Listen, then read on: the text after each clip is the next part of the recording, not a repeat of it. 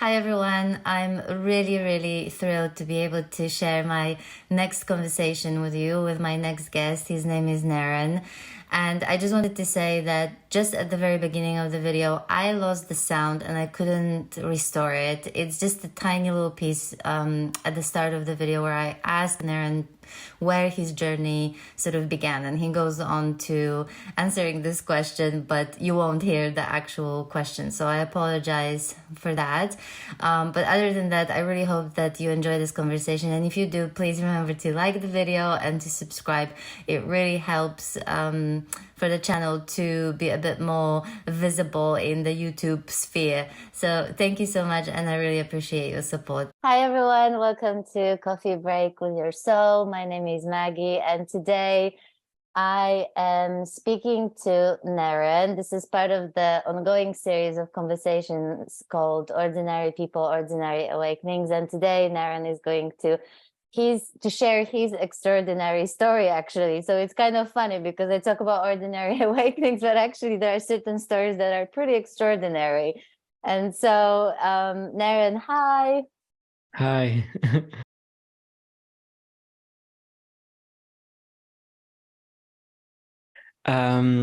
It actually started by inquiring about what am I doing here after I had a bus accident.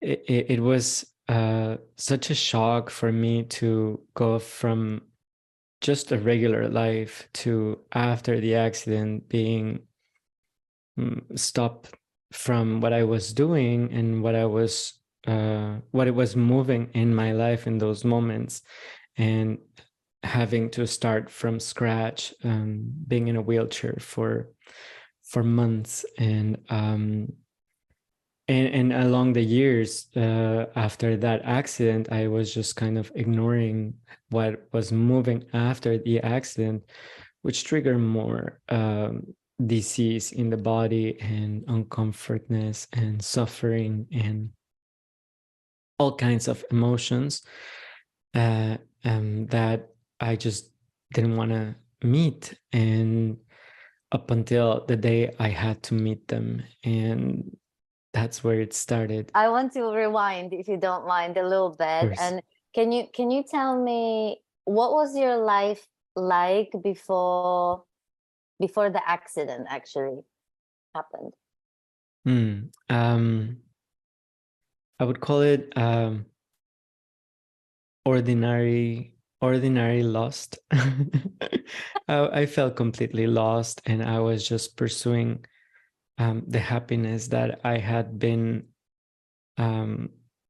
taught about from school, from my parents, from my friends. And I noticed after some time, I noticed that I was chasing their dreams, my parents' dreams, everyone's dreams except mine. And that was what was causing all this suffering and all this anxiety and pain. And but I was going at the time, I was working, I was going to school. I was just doing what I knew since I was a kid, that related to material success and trying to be somebody in this world, in the system, in in in everyday life, and by thinking that somebody was the success, the material success, and the material wealth that I could accumulate with throughout the years. Yeah, I'm pretty sure I'm not the only person that resonates with this, with this story, of trying to be someone, right? And just following the kind of conditioned ways of that we've been used to thinking about what success is, and all sorts of other things. But because one of the things that I wanted to ask, in that stage of your life, or maybe even earlier on, have you ever had any kind of glimpses or inklings or some kind of experiences, maybe even when you were a kid, that give you any idea that there may be more to life than meets the eye? Yes, I had small ones that I could recall, um, but nothing that could have triggered something big. I remember, um, I remember debating with my dad about the color of a tree, and we would both see it differently, and uh, he would say it. I can't remember, but we were just arguing about the green, or the tone of the green, and I was like, "So who is right? Who can tell us who is right?" And I couldn't find anybody that could actually know who was seeing the right color, and that was very disturbing at the moment, that I could not find um, what was the truth in those moments for both of us, which at the end I knew that the truth was okay for both of us. Um, but in those moments, it was very alarming of like, who will know what's the real color of this tree? And that really stayed. And those questions like that, something I think I had a couple of questions similar to that, where I couldn't find nobody that could really say, "Oh, this is it." Yeah, anything with any kind of certainty. But do you remember what time? Do you remember what time? Do you remember how old you were when this happened? I was very young, probably 6 years old. So that must have been, I mean, that is significant, because if it stayed with you, I yeah, have so few memories from like that kind of age, 5 or 6, so that must have been something really powerful that you yeah, still remember that. That's incredible. So can we talk about, are you okay to talk about the accident yeah. and what happened there?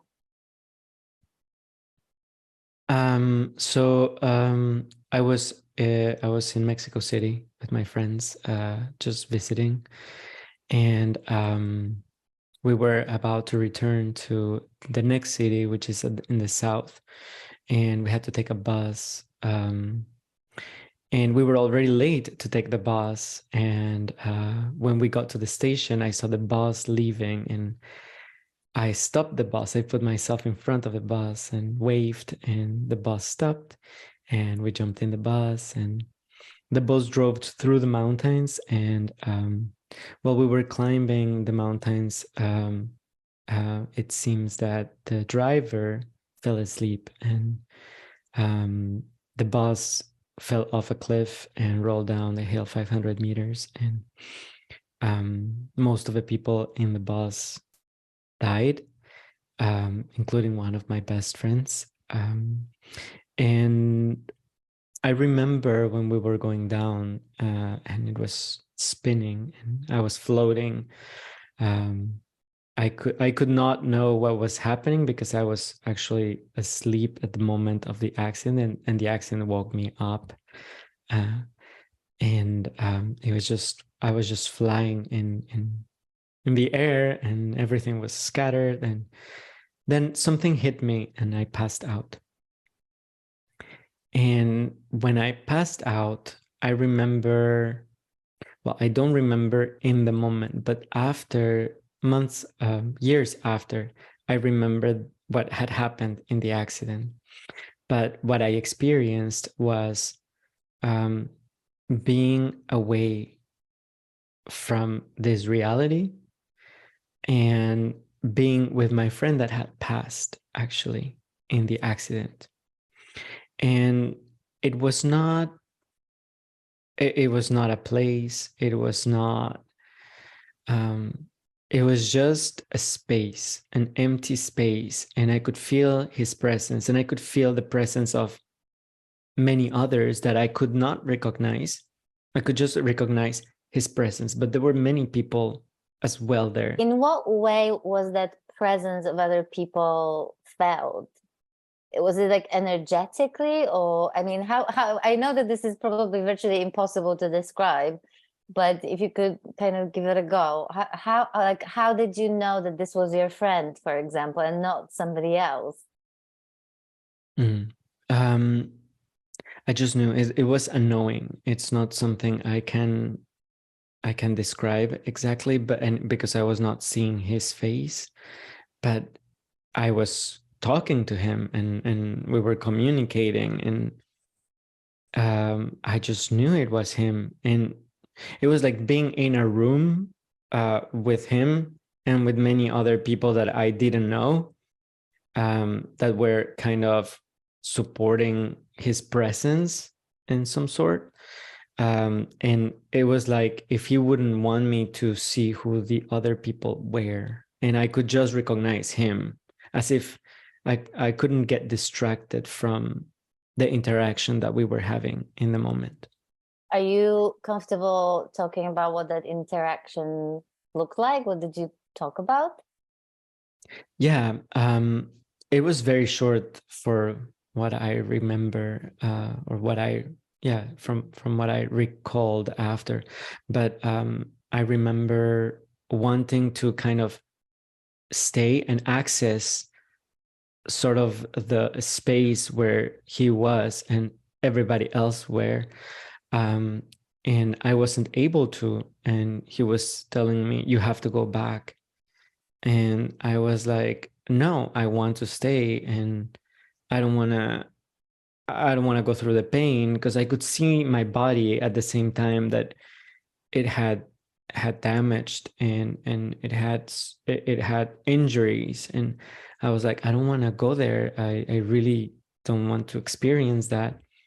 And then he was like, "But you cannot come with me, you cannot stay." And then I saw the rest of the other presences that were there, and they all pushed me back, and I opened my eyes, and then I was on the ground again, and seeing all the disaster of that had happened. um, and in those moments, it's like if it had not happened, what I had just experienced, and I really went into really being in my body, of saying, "Oh, now I have to survive, and I have to do something now to survive and get out of the bus, um and yeah, run away from the potential danger that I might have been," which I cannot recall very, very well with detail. Mhm. I just remember the bus was upside down, and I managed somehow to get out of it and walk away from the accident into some sort of safety. How did you feel about it? Did you feel once you were back, did you even think of, did you experience any anger or frustration that like, I don't want to be here? Why did they push me out? Yes, definitely. Yeah, for sure. And I knew that I had so much anger after the accident, but I didn't know where it came from. Since I lived a couple of years without remembering actually the near death experience. But I had this anger and frustration about, why do I have to go through this? Plus, why didn't I just died? And it was a grief of not have had died in the accident, and being and survived after seeing so many people that died, and also guilt about um, not being able to grieve the death of my friend, because I had an interaction, but I didn't know why I was not grieving like everybody else in my surroundings, like my other friends were grieving him. I Mhm. just felt fine him not being there, because I had met him in that space, and I knew that he was okay. But in those moments I didn't, and I felt very guilty about not being able to grieve him. Extraordinary. So, Naren, what happened since that accident? I was in hospital for a couple of weeks, and then I was like in a wheelchair for about 6 months, going in and out of hospital, because they had to do some surgeries after Mhm. the accident and the recovery. So it took me about a year to kind of start walking and doing things on my own 100%.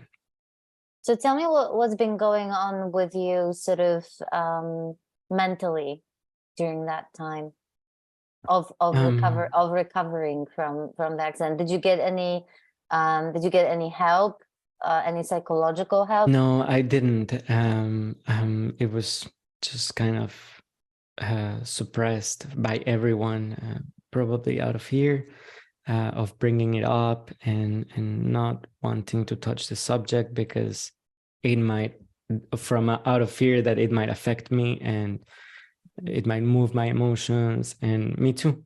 I was in the same situation. I just didn't want to think about it, or just, yeah, kind of moving on from that without necessarily processing everything that I had just gone through. Mm-hmm.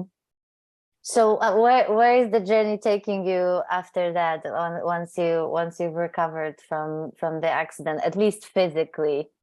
Mm-hmm. So I had multiple operations after that, and things kept just happening in my body, and then like a deeper sense of I need to figure something. I need to figure this out. I need to know, why am I just going through it over and over again?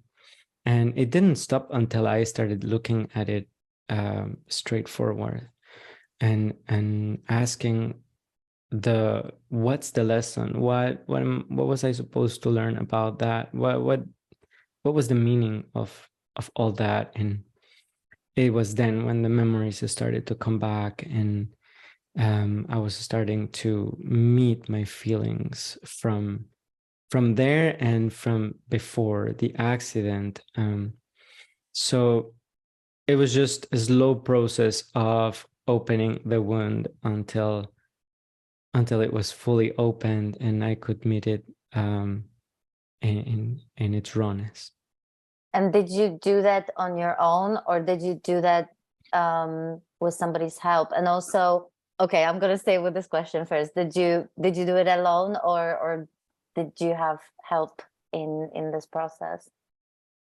The initiative was mine, yes, but obviously I had help in terms of teachers and friends that that in the moment were just kind of unconsciously guiding me towards what I needed to, on how to approach it. And I remember one of my friends came over that day, and one day where I had just had an operation in my shoulder, and they had made a mistake, and I lost the feeling of my right arm for about 9 months.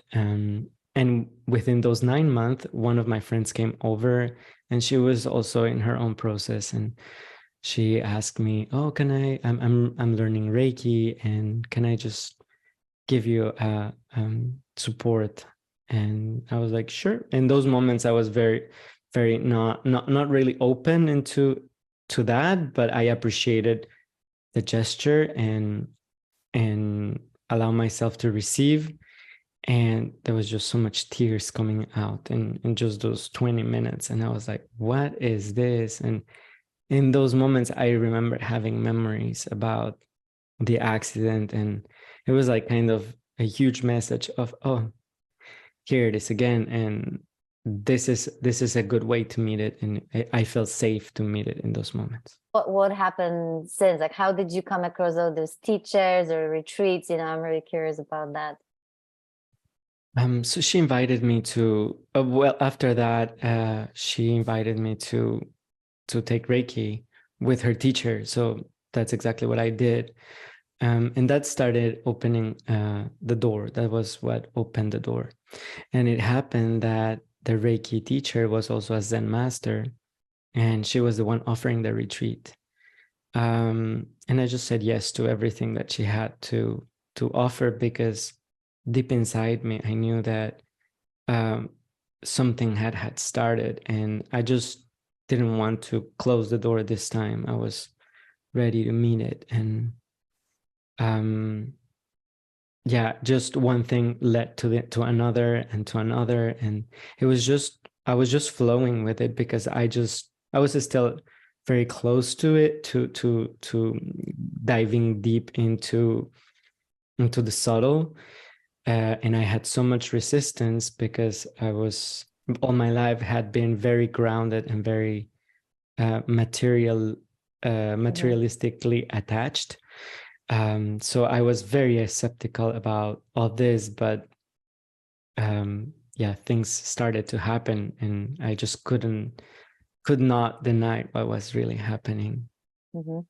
So what was I just know, by the way, the combination of Zen Master, who is also a Reiki master, is just wonderful just to hear. So what was the impact of her and work with her on you, and how did it unfold from there? So she invited me to this Zen retreat, and I think that's where I accepted the fact that there was something greater and deeper of what my eyes could see. During the retreat, I was she would kind of do interviews to see where we were at, each one of us, and I remember sitting in front of her, and we had to gaze in the eyes, and she asked me the question, "Who is in?" Um, and then she asked me follow-up questions after my initial answer, and I just felt this sense of disappearing in her eyes. Every question that she was asking me was just removing the sense of self in those moments, until she told me, "You're good." And I just had to reply, "I know." And I just felt this peace inside of me of like, I don't know what's going on, but I can find myself, and I am being so helped and so supported by her, that I was just in deep silence inside. Was there any fear at all at any point when this was happening? Because like many people, when they come to this sort of quote unquote edge of feeling like they're disappearing, that there can be a bit of a fear that comes with that. So did you feel any fear at all, or did you, like you said, you felt supported throughout, so there was none of that happening? So during the retreat, I had breakthrough moments of like, I don't want to be here, I want to get out. And there was one night I remember that it was snowing, and we had a lot of snow, and I just got out of my room, and I was like, I'm just leaving this place. And they had kept our car keys, and they had kept our cell phones as well.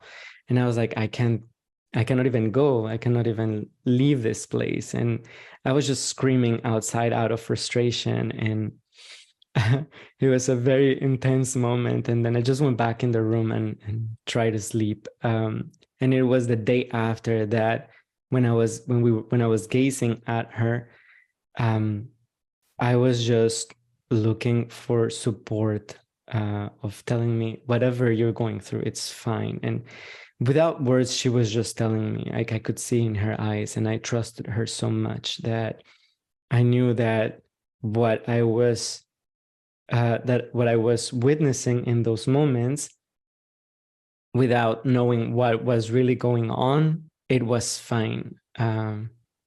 Because I didn't know exactly in those moments what was actually having the sense of self, or having not the sense of self. I just had the experience without knowing what was it. And I didn't understand it up until I went back into the main room and started to continue the process. And I was like, oh, like something clicked, like, oh, I know what happened now. Because my answers to the question were completely different, and something had revealed. Incredible. And what really strikes me is that um how it is not to be underestimated at all, just to have someone who maybe for the first time in your life tells you, or you hear it for the first time in your life, that it's okay, like whatever is going on, it's okay, so that that even self-judgment of, oh my God, I look like a fool, or like, oh, I'm too vulnerable, what this person is going to think about, right? Like all these narratives that we're having about what's going on, right? What should or should not be happening, and so on. Like, I mean, the power of someone just saying it's all okay, that there's nothing wrong with you, and then holding the space for whatever comes up, whatever reaction, emotion, everything. I mean, it's just wonderful, isn't it? Yes, yes. Throughout the years, I've understood that we as a social beings, we need support in many ways. Probably we didn't receive it as when we were young. I did not receive it when I was young. And the support of somebody in those moments was very crucial for me to allow myself and give myself permission to let go, and surrender to the experience. Yeah, yeah, absolutely. So what happens after that retreat? I came back to my normal life. Mm-hmm. I was still working for in a corporate environment, and um, things were shifting really quickly, in all angles. This sense of self-observation had just opened up, and I could see how my mind was working automatically, and it was years of self-observation without trying to change it and without wanting to change it. Just pure observation of, okay, that's there, and the judgment's there, the attachment's there, the um all this all these personas that I had created throughout the years. I remember I was watching one thing that really struck me was watching the show where they were doing some pastries, and there was this girl crying for a reassurance of the judges, and I was like, I could definitely see myself um, craving for the attention of all my teachers from school, from from mostly from school, and trying to please them, and getting them their approval, and um, their validation. And I was like, oh, that's also myself asking for approval and asking for validation. And I just felt so sad for me, and for the person I was looking, that it was myself at the same time, but she was the this projection of this wounded inner self that was craving for desperately for attention and approval and validation. So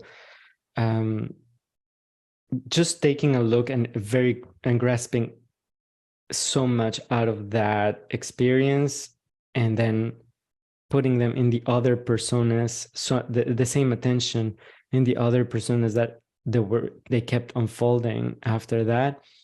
It was just so much self-learning about how I had built all this to protect myself, and to kind of had a hidden agenda of everything that I was doing through these personas, Mhm.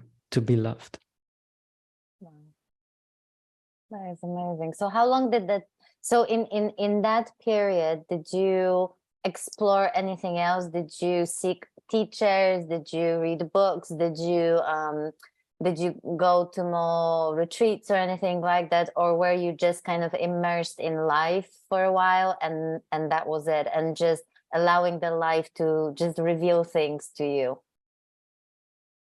I was reading books, and I remember reading a lot about Osho, um, and Ramana also, and there was something, there was a call there of like, oh yeah, this is, it was like, yeah, right, like it was something that I could understand out of nowhere, and I mean out of the retreat, but that I would have never imagined before, that I was going to read those type of books and understand what were they talking about.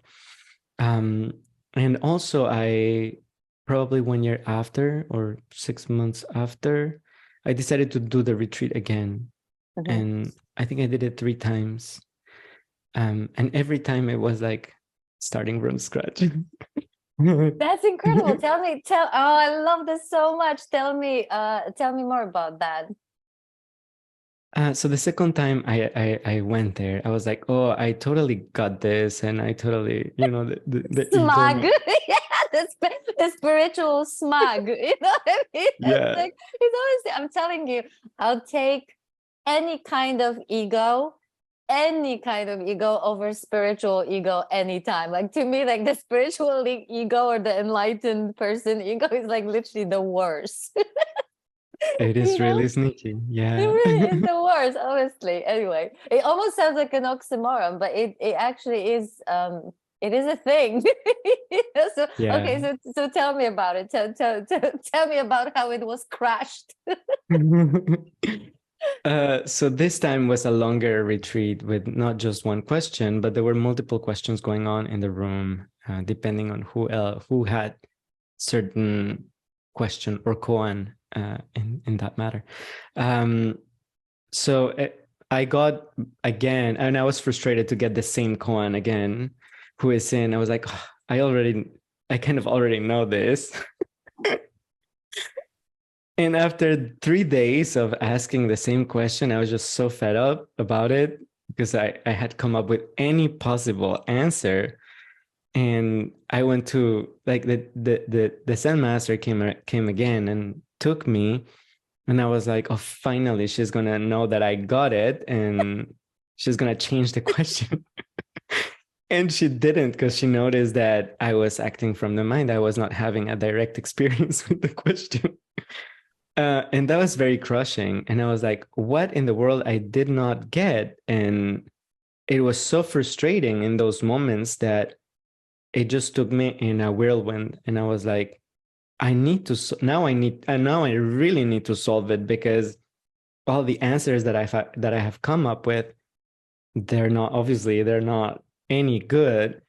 And I remember we were in a break, and we were supposed to repeat the question even on our breaks. And this time I took it seriously. And I kept going. And I remember there was a beautiful lake in the place. And I was very frustrated by then. And that was right after my interview with the teacher. And then I jumped to the lake just to take a swim. And as I was jumping and I was going in the water, it disappeared. I kind of experienced the same sensation of being the lake and being in the water. And I just came out of the water and looked at the sky, and I was floating in absolute peace. And I was like, oh, there are no words for the now. It was when I realized there are no words for the answer. And when we came back in the room, I just kept going with the same question. And by the second time I got an interview with a teacher, she realized that that there was some sort of that I had met already the question without answer. And then she gave me a different question, and it started all over again. And I was like, wow, this is amazing. Like, it's just, I'm starting again as if it was day one. Yeah.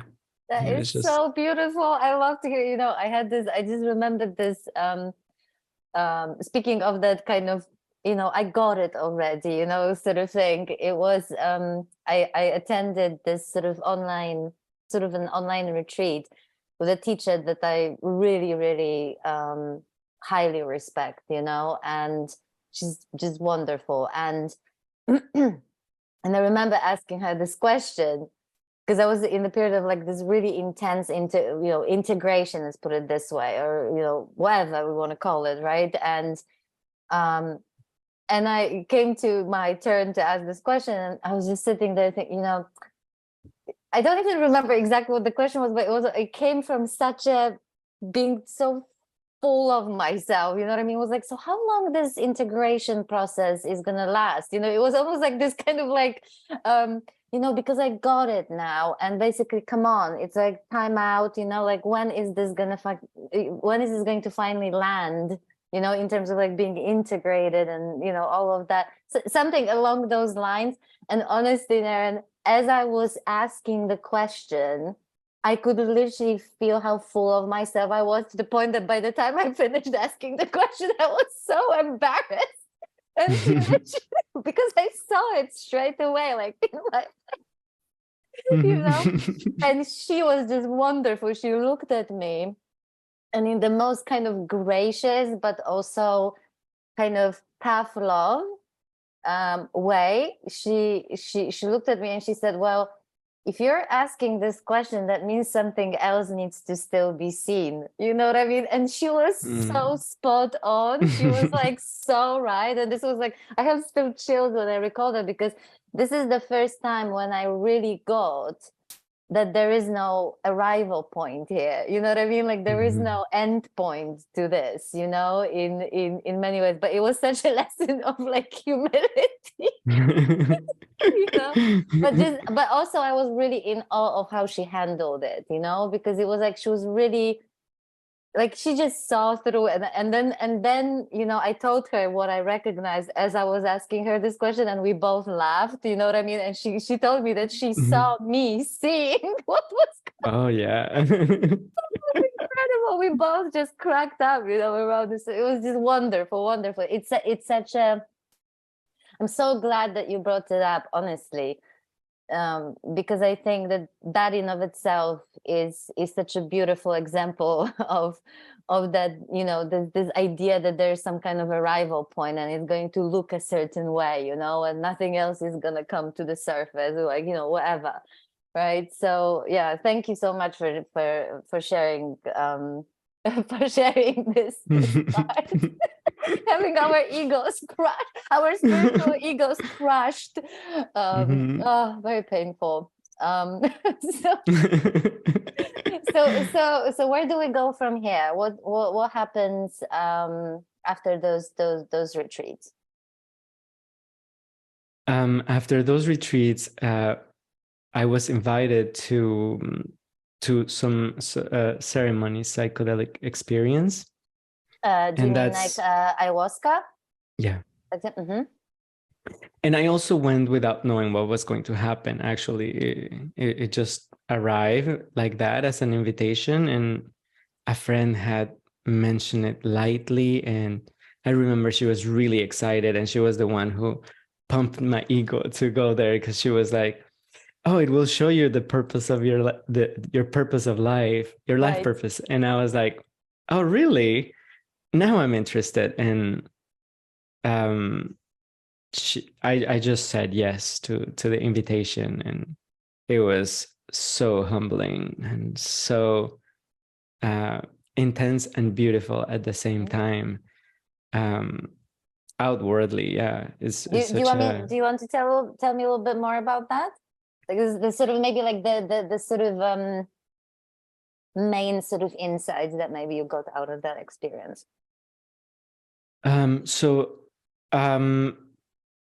I know that everybody lives these experiences uniquely, and I'm not very visual, although I had visuals, but I am not a very visual person. But I remember living through every sort of emotion that I could possibly live in those moments. It took me to so much heights of joy and laughter and connectedness, because it was a singing. We were all singing at the same time, and I was just so full of joy and surrounded by everybody in joy at the same time. um, but also very humbling in the sense that it took me to the fear and the anxiety, and the moment when that arose, and the sense of dead again, there was this thing in my stomach, and then moved all the way into my heart, and then I was like, my heart is just going to stop right now. And I remember somebody saying, and just surrender. And I was like, and I surrender. And I kind of collapsed in my body for like a minute. And it felt this lifting of fear. And even thought after that I was very shaky, and I was like, what was that? And but the fear had just gone, but I had to go through it for it to go away, because I was resisting for a while. I was, yeah, asking, what is this? What is this fear? What is this anxiety? What is this? I want to get out of here. I wanted to stop, and knowing that there was nowhere to go, and nowhere to hide. And Mhm. I just decided to meet it and see it and feel it. And uh, after it passed, it was very humbling, and say like, wow, it took me really, really deep. And as the night went on, I was able to touch again into joy and and and other feelings, that but it took me to everywhere possibly, that every feeling that I could possibly feel, I felt it in one night. Mhm. It's funny because um, I mean, I don't know really many people who did ayahuasca, but the people that I do know that had took part in the ceremonies, you know, I mean, some of the stuff they were talking about was just like terrifying, at least to the mind, you know, the kind of experiences that they had. But they would all say that this was exactly what was needed, you know, and they would all say that it had to do with lessons of humility, you know, Mhm. however that played out for each person, you know. So I'm glad that you also said that it's exactly, everybody gets whatever they need to get, and it's going to be different to different people. So I think it's the same with the awakening journey. You know, I sound like a broken record all the time to say, you know, please remember that the way we are waking up, you know, and then the integration process and everything is going to be there definitely will be similarities, but ultimately it's going to be such a unique and intimate experience for each and every person, which is why I always discourage any kind of comparisons, you know, to anybody else's journey. So did that experience open you up to perhaps exploring other psychedelics, or did you have more experiences of that kind, or what's happening after that? I did experience a couple of the same, and other psychedelics that um, they were giving me experiences, but it was really hard for me to integrate them sometimes. There were sometimes would have things would happen that I could not understand, and that it would take me a long time to really get what was happening.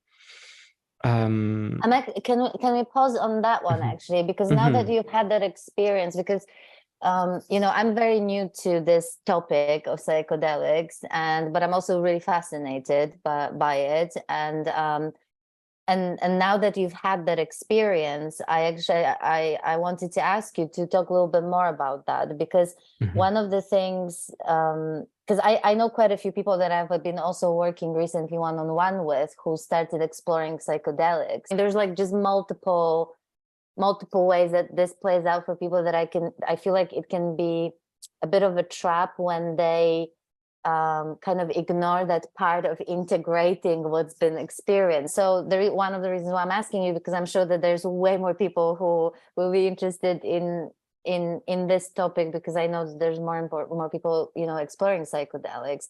So now that you've had those experiences, before we get to the one where that was, pretty extraordinary.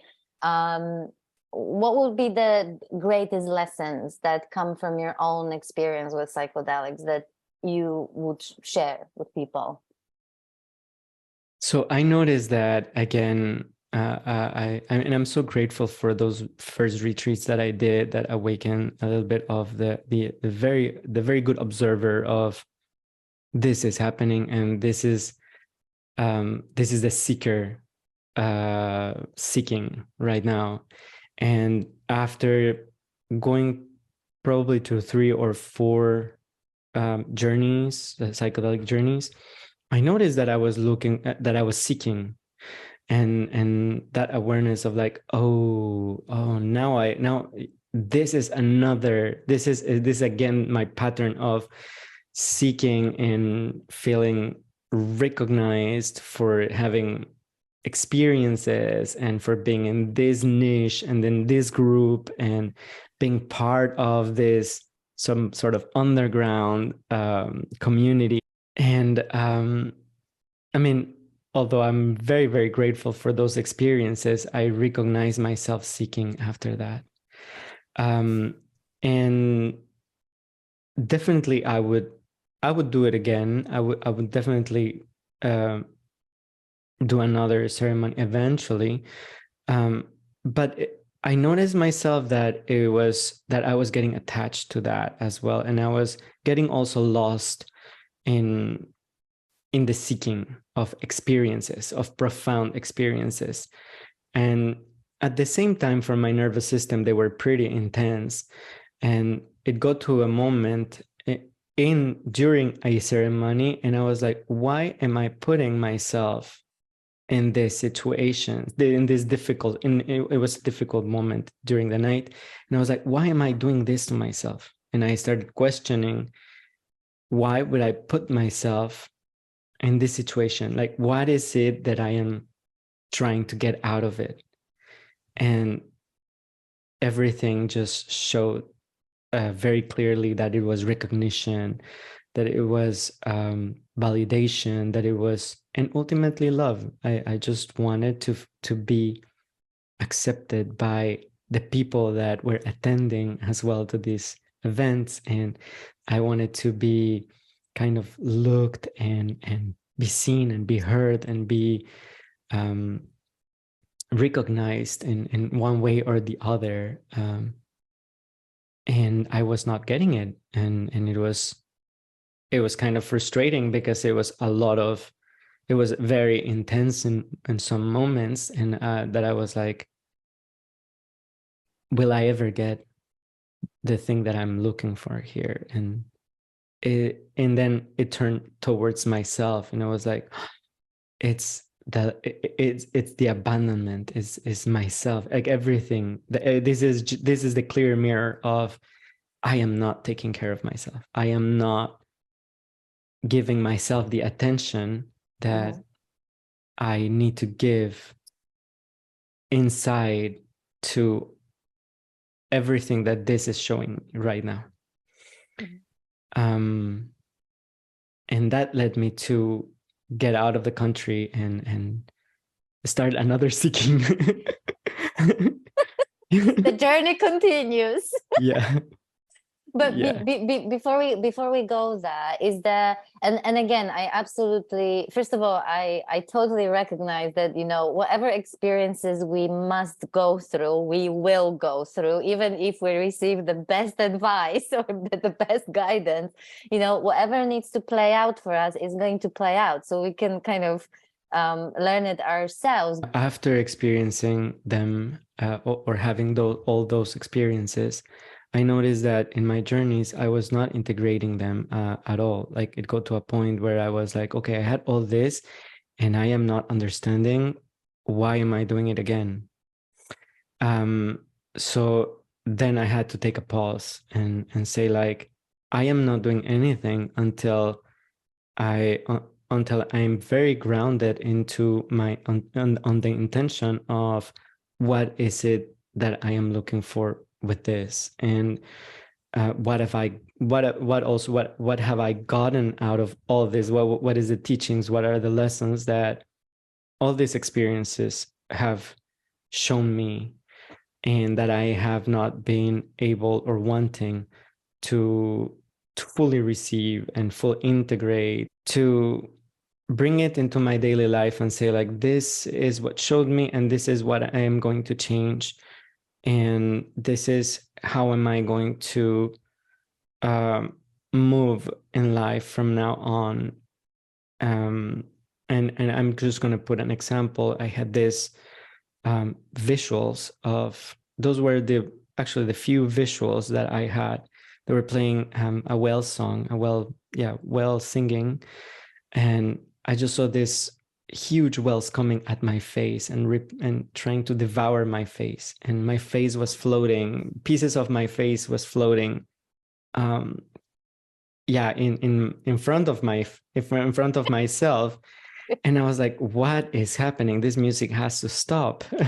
This was a very frightening moment. And at the end, I shared that with a friend, and we were still like, we had just finished it, and so we were very connected. And she was like, maybe those were your masks. And it was like a volt striking me, and I was like, yes, they were that was exactly it. And they were the masks that I was still using to move through life, and that it was showing me, that it was telling me, what if you were to remove them? What if you were to not use them? What is left? So And by integration, do you mean basically reflecting whatever you've been shown or experienced is teaching you, correct? not just what it's teaching me, but what am I going to do with the teaching? Because it can be something and it was for me in the moment very mental. And it was not after three ceremonies after that I was able to say, like, stop, and let's use everything that I've learned, and then let's see what I can do with all that information. And I started journaling and just going through everything that I had lived in those ceremonies, and say, like, how can I live if I now am aware of all this, and how my life would be different if I were to embody these messages and these profound teachings that in the moment they were just experiences, but in fact they were very strong lessons of where my life, that I needed to take a deeper look in my life. What I'm saying is, as you were talking about, those experiences with psychedelics, I can see a bit of like a correlation when with just basically any spiritual experiences that are being induced, whether it's through I don't know, some kind of Kundalini yoga or anything like that. And again, I really don't see anything I mean, I'm not seeing anything wrong with those experiences as such. And I think that there's such beauty and there's such a gift, in generally speaking, that gives us the insight into, what's out there, so to speak, right? What's possible and so on. It is wonderful. But I think really what's worth kind of paying attention to is when they become actually a way to avoid life. You know what I mean?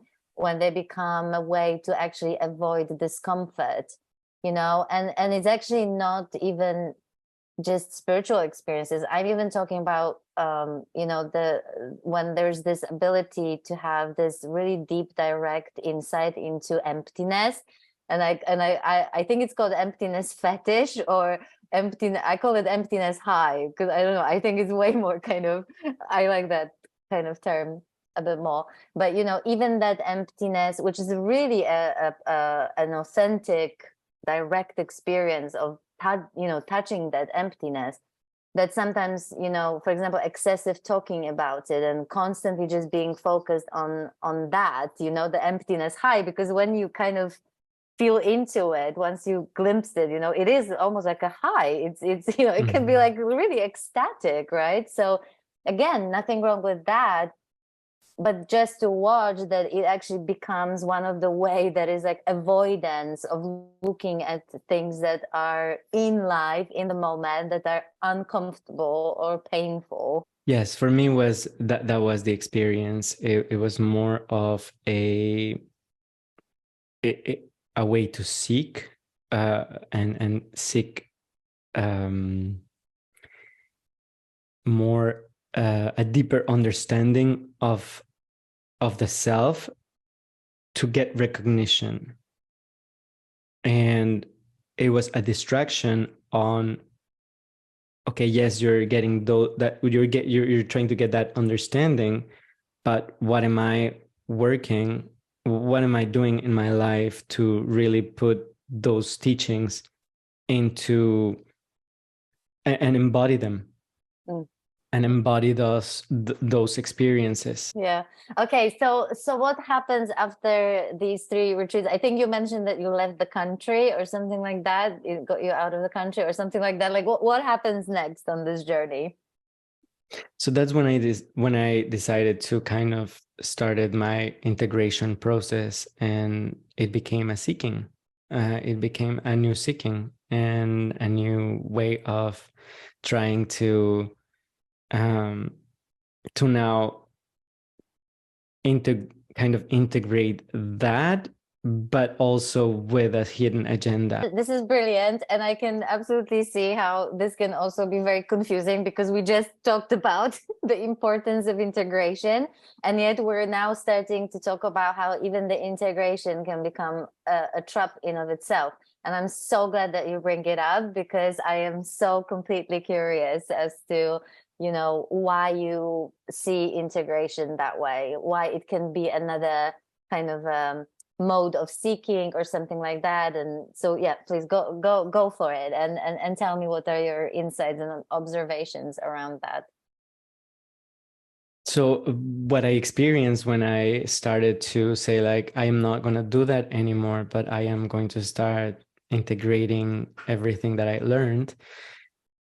I had just changed the title, actually, from seeking to integration, but I was exactly following exactly the same patterns and exactly the same, it was the same drive, the same purpose. And I just had masked it with another name that sounded more aligned. And I say that in just a very light way, because it was completely misaligned, but in those moments it felt more aligned into the ego, into, okay, now since I am integrating, I give myself permission to do all this. And but slowly I started observing that, and I started to say, like, well, I have not stopped my patterns, and I have not changed much of my habits. I just have changed the name. And now what's next? So I went to Costa Rica in a retreat center, and I said, like, this is going to be my integration process. In that retreat, we had meditation, and we had also psychedelic journeys, but not very strong ones. Like they were very light and quite grounded for what I had experienced prior to that. And that's where breathwork came into my life. And I was going through a very difficult moment in the retreat, and I was looking for an exit. And I was like, I don't want to feel this. I don't want to. I need there must be a way to get it out of my body and move and change the circumstances and change the whatever I was going through. And that's where it struck me. I was like, this is exactly what I've been doing for the past 4 years. I've been running away from it. And now that I am away, I am carrying all this with me. And so it was, for me, it was not being an integration process. It had been escaping from meeting the truth, and meeting the real integration, which was meeting the truth. I've been seeing this so much in myself, and I've been seeing it with, you know, people that I work one-on-one with, that the way it happens when that integration become actually escapism, you know, or another way to avoid actually things, you know, let me work through this quickly, you know, okay, I felt it, okay, let's move on from this, you know what I mean? It's really just all about getting rid of things, you know, wanting to get rid of things, get over things, rather than actually meeting things properly, you know, feeling things properly. And but the thing is, though, that the way it plays out, it's so subtle, and the more the awareness kind of expands, it's actually really hard to see that we are doing that. So just to kind of I'm just so happy that you've seen it, you know. I'm so happy that I've seen it myself. I can tell you that there was a point where I would literally tell you with conviction that I'm not avoiding anything anymore. Like, I'm so open to everything, you know what I mean? Bring it, you know? And it's only when when I experience that mechanism of resistance collapsing, like literally seeing through it and collapsing, that I realized that I was doing so much resistance. And I genuinely didn't know I was doing it. You know what I mean? I was thinking I was like on this integration flow, and like, you know, it's just like, no problem, like bring anything up. But actually, no, there was just so much resistance, which was so incredibly subtle, that I actually couldn't, like, I genuinely didn't see it, you know, because I can absolutely appreciate that there can be so much confusion, you know, around this subject alone of integration. So what would you say is, what is actually integration in the kind of the healthiest sense of the word? And what is the sort of integration that becomes another trap in of itself? Can you talk a little bit about that? I don't know if we can, if we can nail this, you know, but we can try. So for me was being very clear about, and very honest with myself about, what is it that I am trying to get out of this. And the integration process for me changed when I decided to really act upon the teachings. So if I would if I would notice myself, if I would notice myself escaping, I would just stop completely and say, like, I am not escaping this time, and I am meeting this fully. Rather than trying to look away to meet it.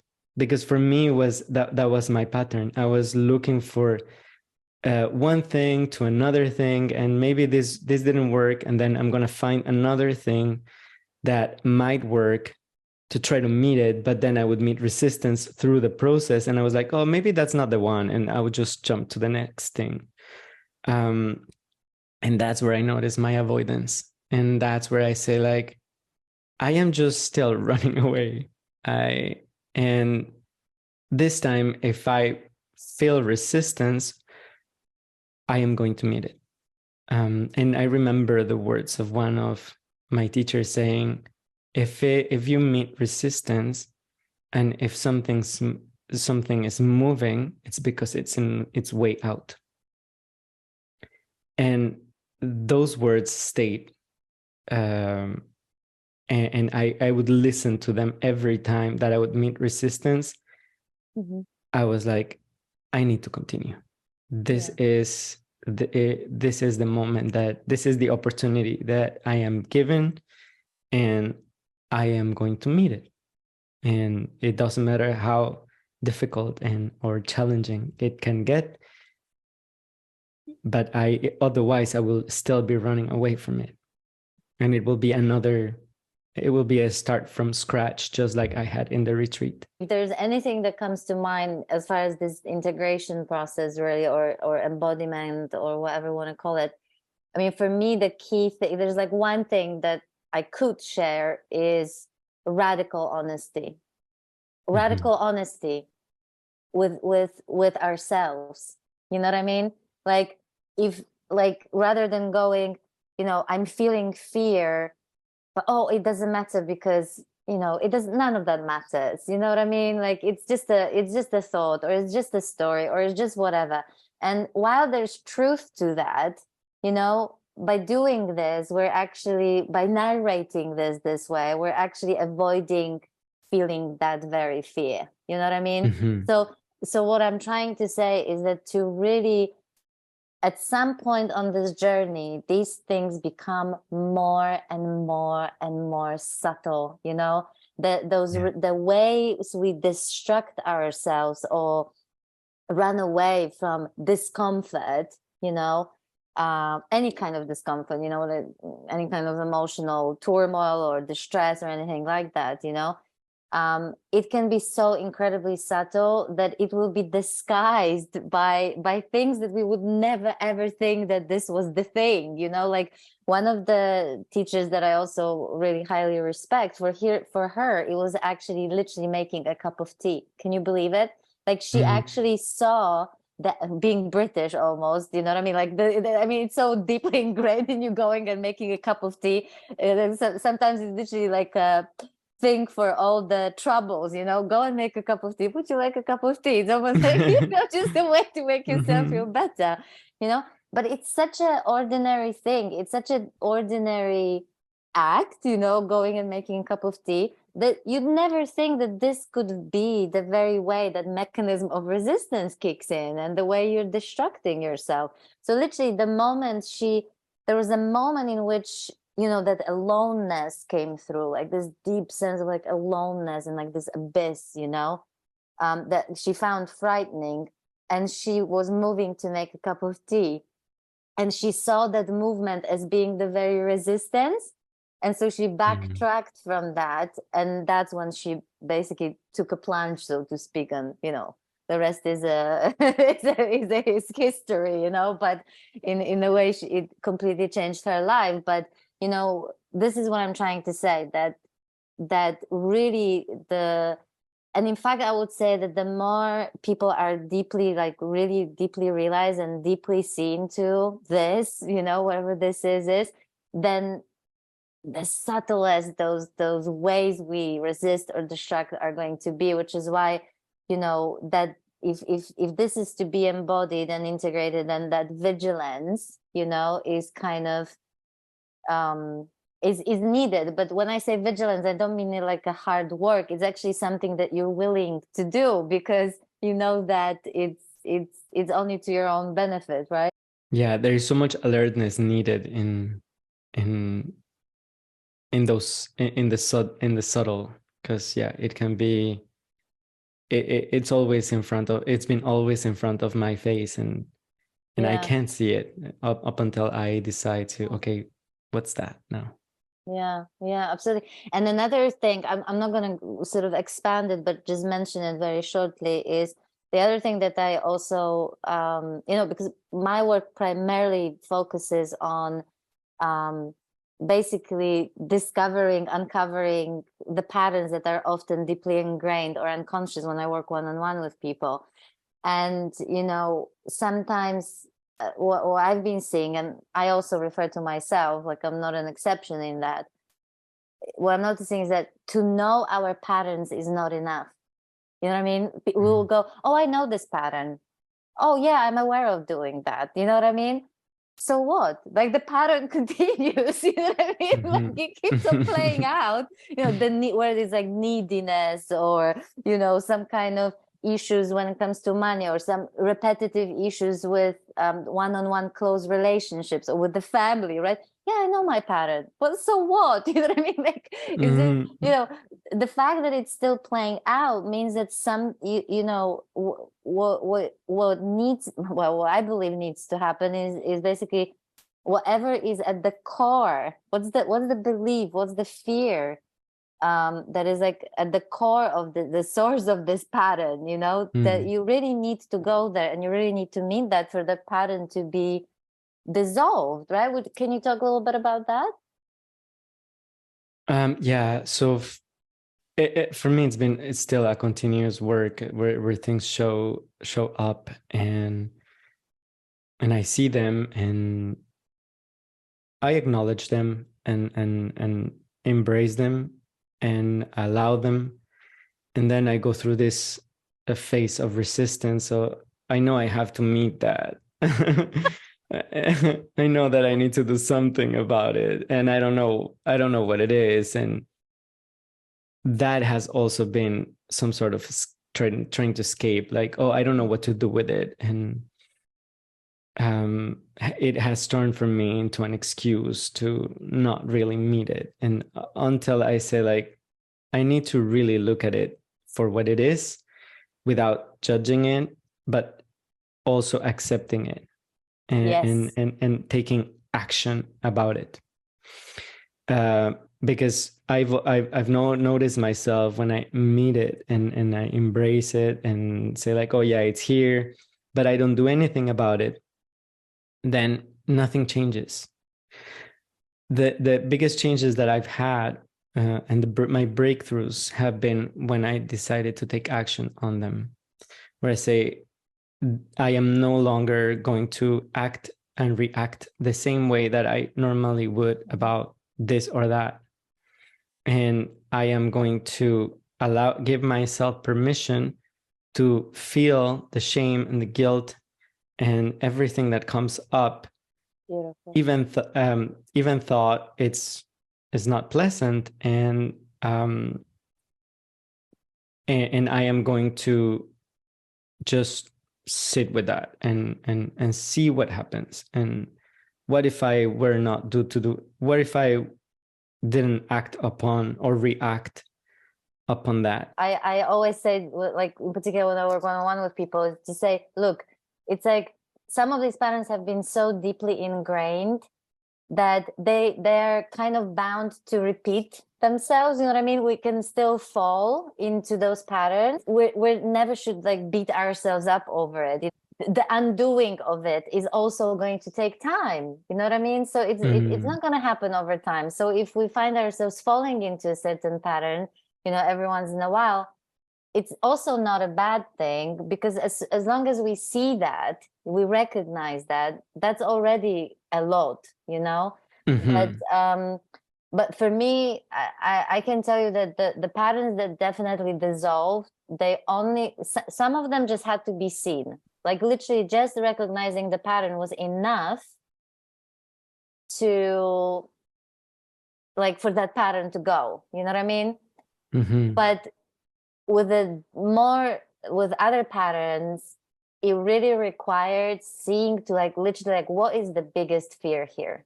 Because I knew that the pattern was driven by fear of something.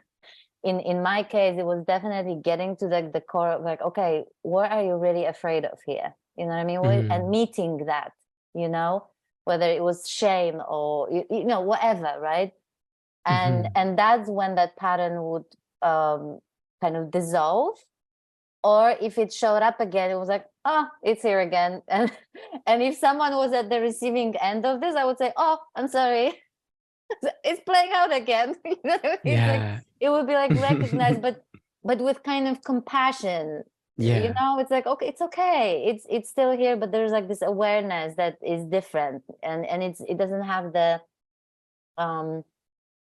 grip, you know, it doesn't have this strong grip anymore. For me, that's been the action. Like when I see it and see, okay, there, it's here, and I will, you know, I will meet it with love and compassion. For me, that's the action, rather than just seeing it and saying, like, oh, it's here and I don't want to see it and I am just gonna continue. And then What is the next kind of pivotal moment on this journey? So while I was away in Costa Rica, and I was running away from whatever I was running away at the time, I had the opportunity to do a breathwork session in Costa Rica as part of a program. Um, we were doing a juice fasting, and I just saw it in the program. I was like, oh, we're gonna breathe, just gonna breathe. And in the experience, my mother had passed away recent, not yeah, like a year before that retreat, and I wasn't able to process my mother's death when she died, because I had to hold my family. I felt responsible to holding my family, and I felt responsible of being strong and not being able to, and not crying and not show any weakness, and all these conditions that um, and probably false expectations that my family had, um, that I thought my family had about me. And we were breathing for an hour, and I just met the grief, and I was like, I led myself to go fully into the grief, uh and recognize it. And I was like, oh, I have not been able to cry, and I have not grieved my mom, and I have um not honored her death, and not met my feelings, and I can feel them stuck in my body, and I allow them to come out, and I allow the shame of crying, and all these conditions that I thought my family had from me. Um and then I took action on them, on that. This time I was like, so what am I gonna do with this? And I called my sister, and I say, and I told her the truth, that I was like, I wasn't I had not been able to grieve my mother, and I was able to cry also with her on the phone, and just and that was my release. That was kind of the message during the breathwork session, and my integration in life, talking to my sister and talking to everybody that was at the funeral, that I was close with, and just shared my experience about that I was also suffering, and that I was also sad, that in those moments that everybody was sad, and I just didn't want to show that I was also sad, because I just I thought they expected the strong Naran for to be there, and just show my vulnerability with them, and share that, and share my truth with of those moments of not being able to meet it, and I could turn the page after that. And how was it received by these people that you talked to?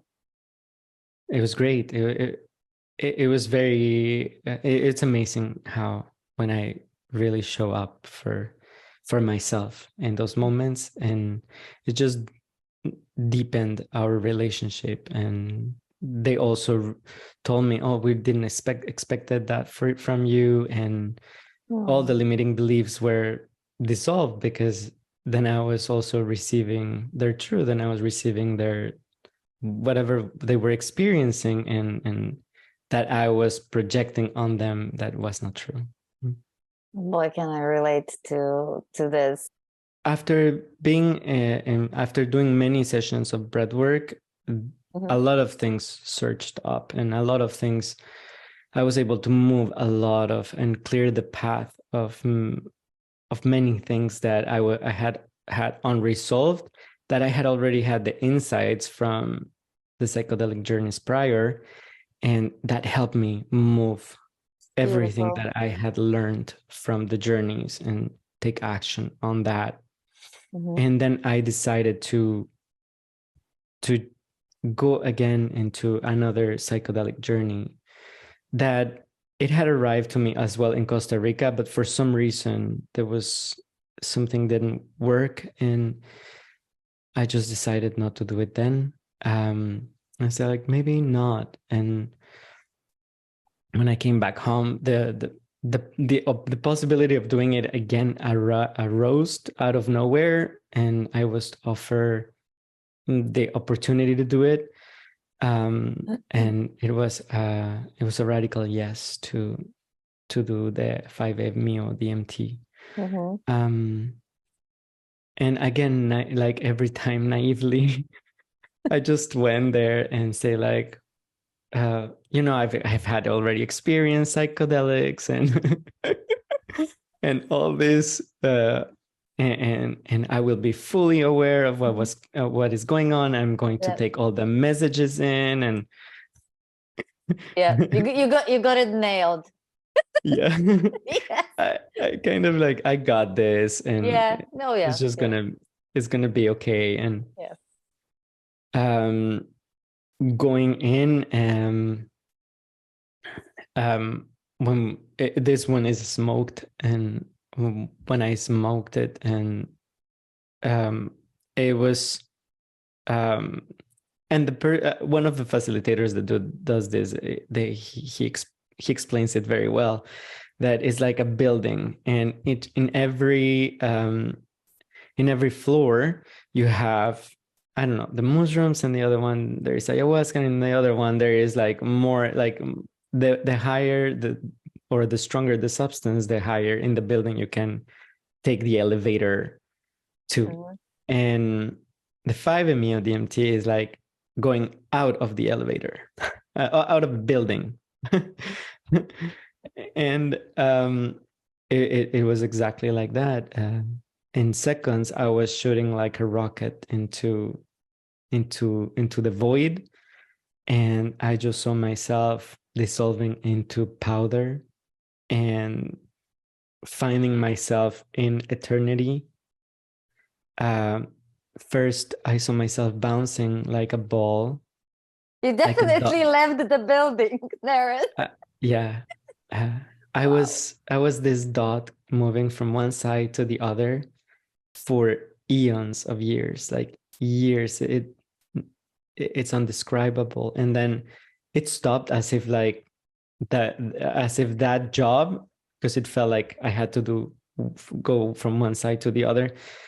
And then it just stopped, and then I was the void itself, and I had kind of merged with everything, and there was nothing, and there was no one, and there was just it.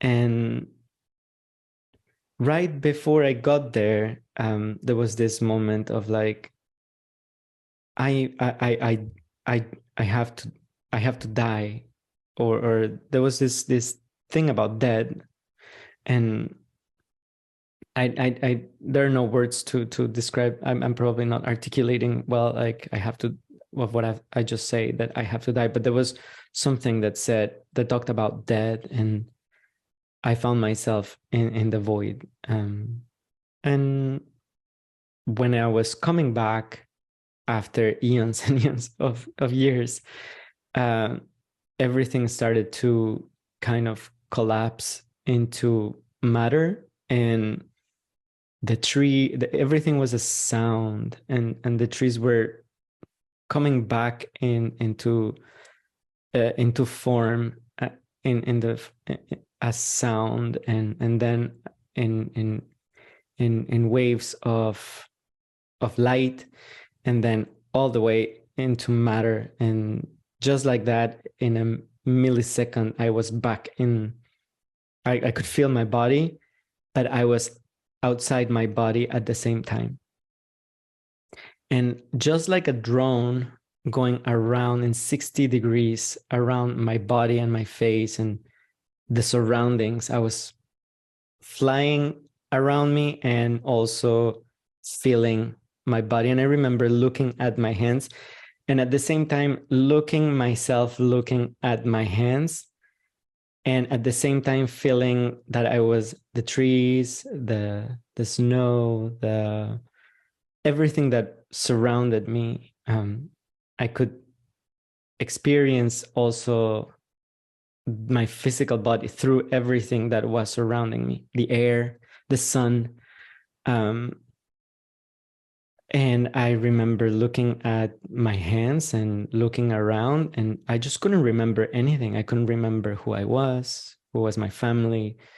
I remember my friend was there close in the building. We were outside, but that was the only thing that I could remember. And I remember I was like, oh, I maybe she will be able to help me remember who I am. And all these questions of like who I am kept happening, and I, in a moment uh, of release, I was screaming, I don't know who I am. I don't know who I am. And next thing I remember, I was crying on the floor,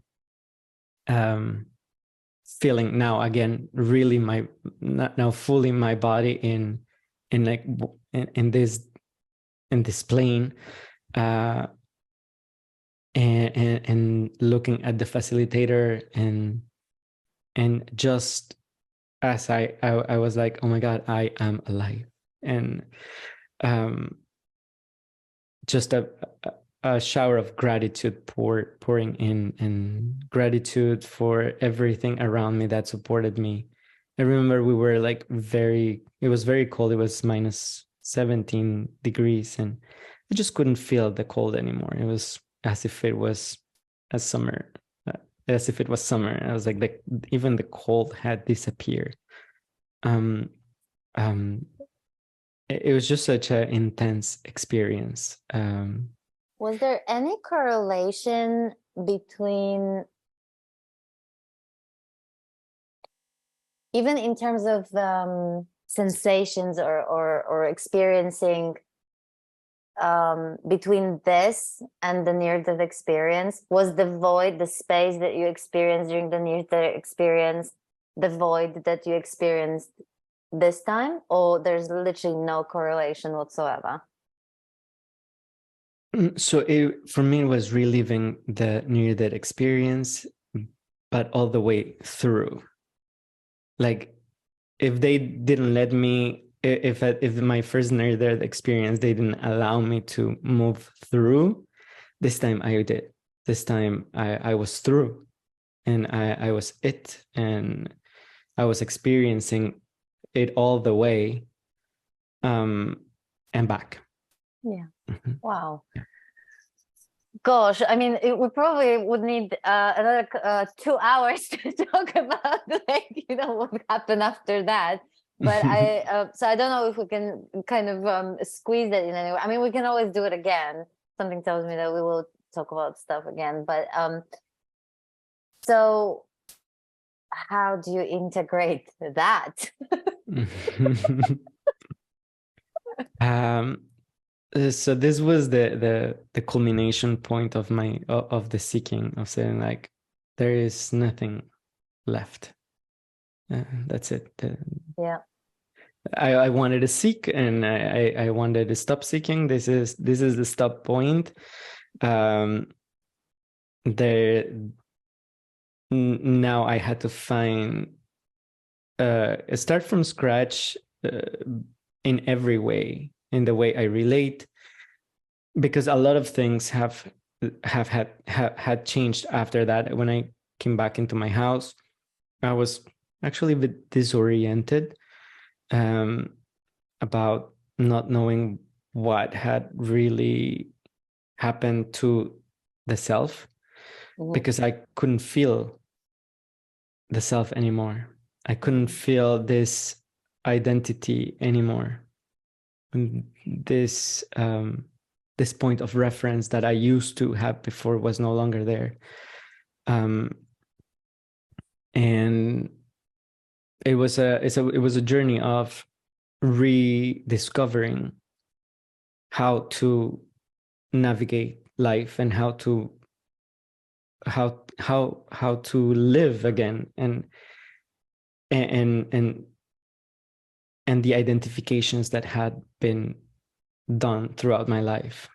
How long did that disorientation lasted? That sense of because I vividly remember that sense of disorientation, and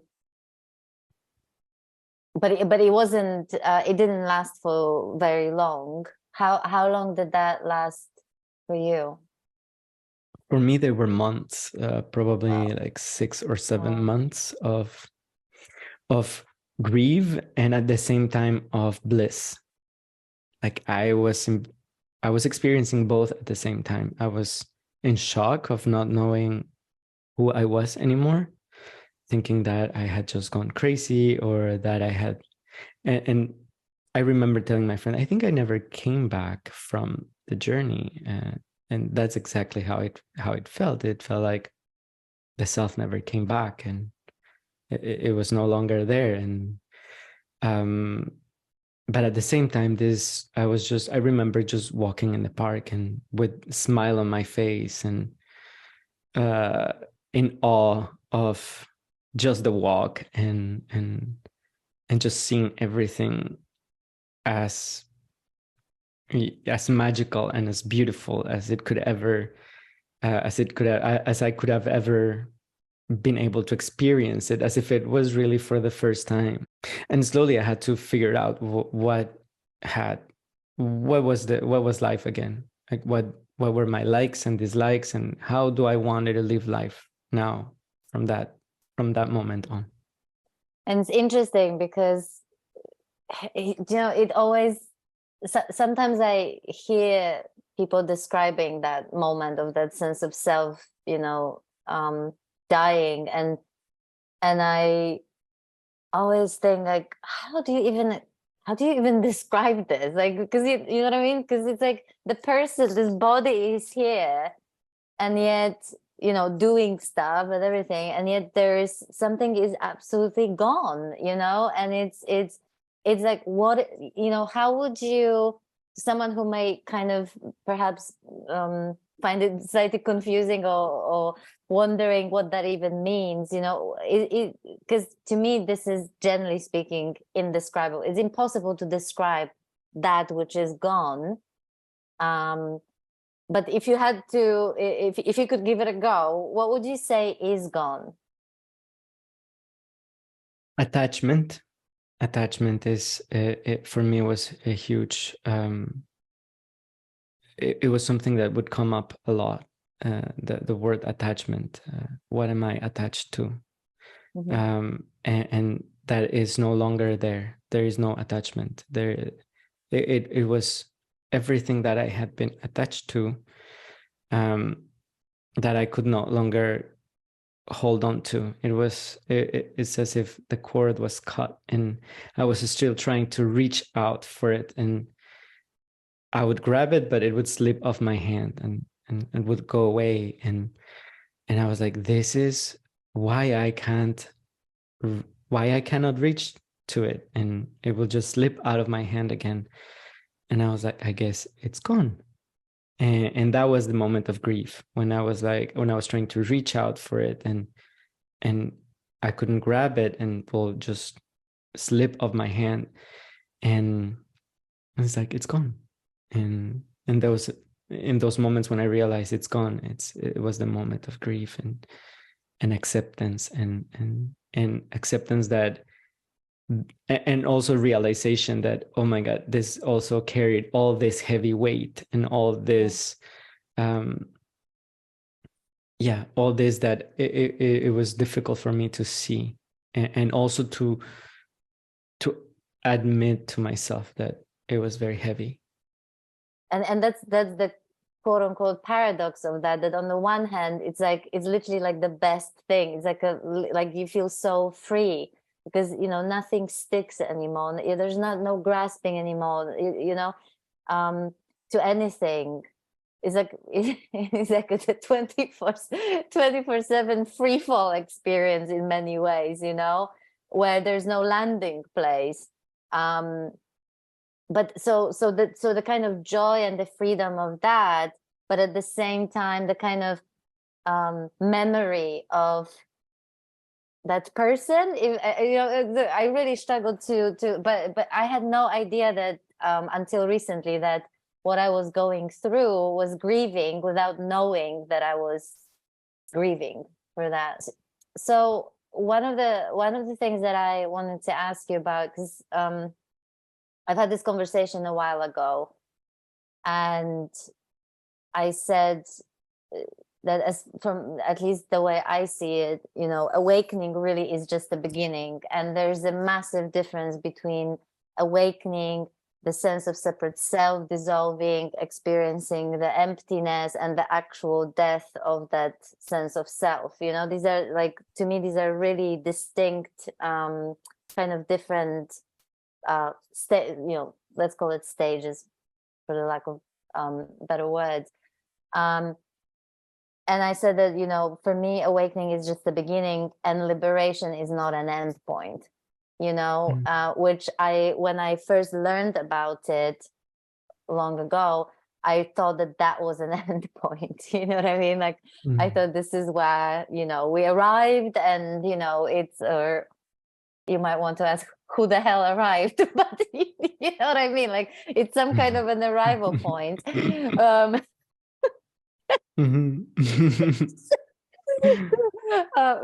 actually really sounds hilarious.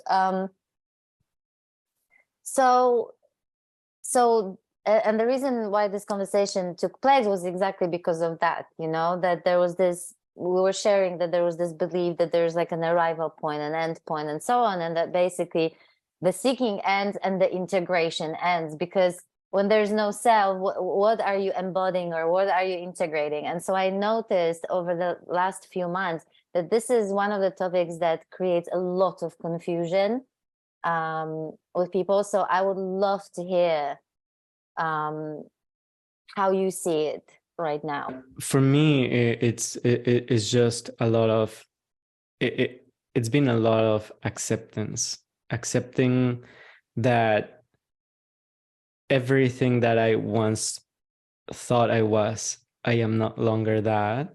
And of course it keeps showing up.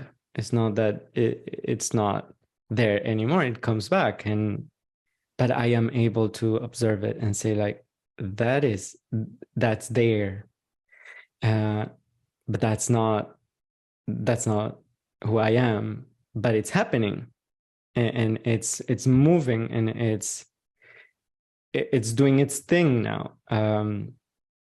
And what I've noticed throughout the years is that I would allow to play itself and see its full until it completes whatever needs to be completed, and then it will come up again, and that's where I have the decision to react or not to it, or hold it in full awareness and accept it, and say and talk to that experience, and say, like, wow, thank you for being here, and thank you for allowing me to see you, and to see this unfolding happening, and I fully receive it.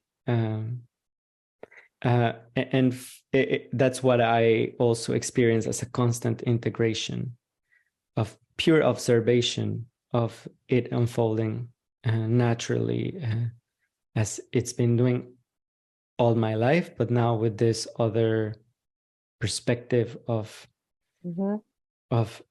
being able to observe and also allow it, and embrace it, and hold it, so it can actually happen by itself without me trying to modify it, or make it right, or making it wrong, or put any label to it. So can you tell me just a little bit about when you started, when did you start this work, and what else is this breath work? What are the sort of other benefits of breath work? So I started doing it when I was in Costa Rica, and that's where I met my teachers, and they were doing the training right there, and for some reason, every time I would just go by where they were teaching, and I was like, I wish I was there with them, because it sounded like amazing, like the music and everything that was going there. And I had the chance to subscribe myself to multiple sessions while I was there, and things were just coming to the surface, like opening a can of worms of really beautiful worms that I needed to meet and see. And that was exactly in the moment in my life where I needed that, where I needed to see all that, and that I had already previously lived through the psychedelics and the silent retreats, but I had not been able to process, and that I had not been able to give myself permission to feel and meet them fully with my whole being, because of fear or shame or whatever was behind that. But and breathwork allowed me to give myself permission to feel it, to feel all that.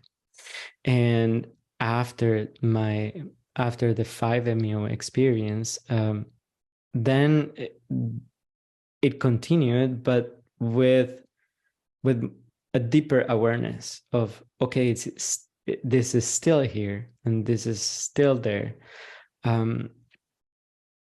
but there is a space. There is a space for all this, and there's a space for that. And that story, it's a beautiful story, and I'm grateful for that story. And it shaped, and somehow it brought me all the way here.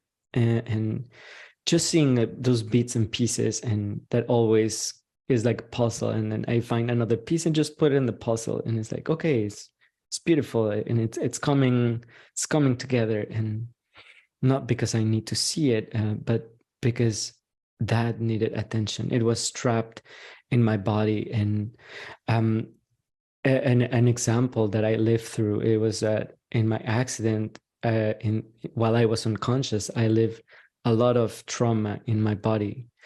And when I woke up, I had all these broken bones and these injuries that I was able to heal, but I was not able to process them emotionally. And while I was doing breath work, I would experience the same, like the pain. And I was like, oh, I never felt this pain before. And the more I was welcoming it, and the more I was allowing it to happen in my body while I was breathing, then at one point it would just evaporate. And it's kind of completing the story, completing that that narrative that, yes, was there as a story, but it had also need to be processed through my body. It had to be felt.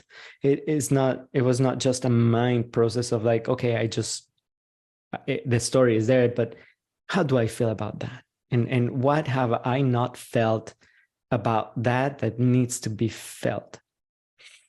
Exactly, because that was definitely my experience, primarily I would say, with you during my breathwork session, where like I really for the first time allowed myself to feel something that I didn't even know I had to feel. You know what I mean? That I didn't get a chance to feel when I was growing up. You know what I mean? That then and it made me realize that it wasn't just growing up. It was multiple situations in my adult life where I would still not allow myself to feel certain things. I spent so much of my life in fear and, walking on eggshells and just being afraid that,